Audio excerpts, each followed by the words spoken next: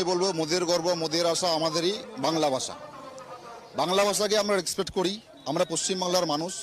এটা সমস্ত বিজেপি সরকারের চক্রান্ত। বিজেপি এর আগে 24-এ রাম মন্দিরে রাজনীতি করে পারেনি, হিন্দুদের একত্রিত করতে পারেনি, ওদের আসন কমে গেছে। তাই এখন সামনে ইলেকশন, ওরা চেষ্টা করছে কিভাবে বাঙালি মুসলমানদের প্রতি অত্যাচার করে হিন্দুদের একত্রিত করা যায়। এটা পশ্চিমবাংলায় কোনোদিনও সম্ভব না।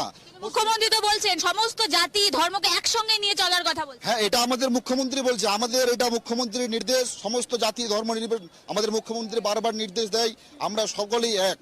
আমরা যেমন হিন্দুদের দুর্গাপূজায় যাই, সেম হিন্দুরা মুসলমানদের পবিত্র ঈদের অনুষ্ঠান পালন করি। মুখ্যমন্ত্রীকে আমরা একাধিকবার ঈদের অনুষ্ঠানে দেখেছি। অবশ্যই অবশ্যই আপনারা দেখেছেন আমাদের যে রেড রোডে রামাজিটা অনুষ্ঠিত হয়, সেখানে আমাদের জননেত্রী মমতা ব্যানার্জি, আমাদের জননেতা অভিষেক ব্যানার্জি সেখানে নিজ শরীরে উপস্থিত হন।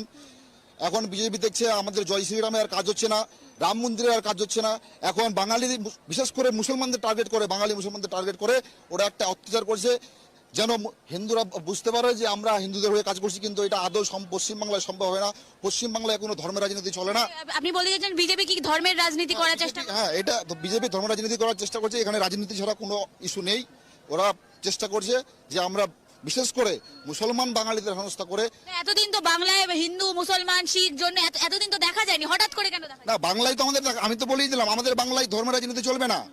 বিজেপি যেটা মনে করছে আমরা বাংলাতে গিয়ে ধর্ম রাজনীতি ফলাবো। কালকে একটা মিঠুন চক্রবর্তী অভিনেতা, ওকে আমি নেতা বলে মনে করি না, ওই অভিনেতাই বলে মনে করি। ওই অভিনয় জগতে ঠিক আছে। কালকে একটা ভাষণ দেখলাম, হিন্দুরা এক হও, এরকম ভাষণ আমাদের বিশেষ করে আমাদের যে দল আছে, আমাদের দলের এরকম ভাষণ কেউ দেয় না।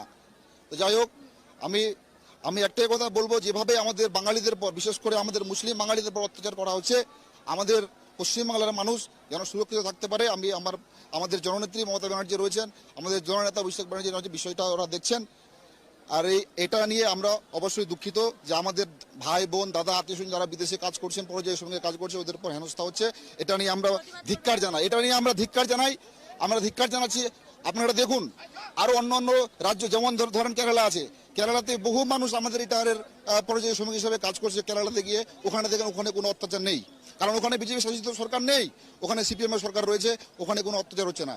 যেসব রাজ্যে বিশেষ করে বিজেপি শাসিত রাজ্য, সেই সমস্ত রাজ্যে বিশেষ করে মুসলমান বাঙালিদের টার্গেট করে অত্যাচার করতে এটা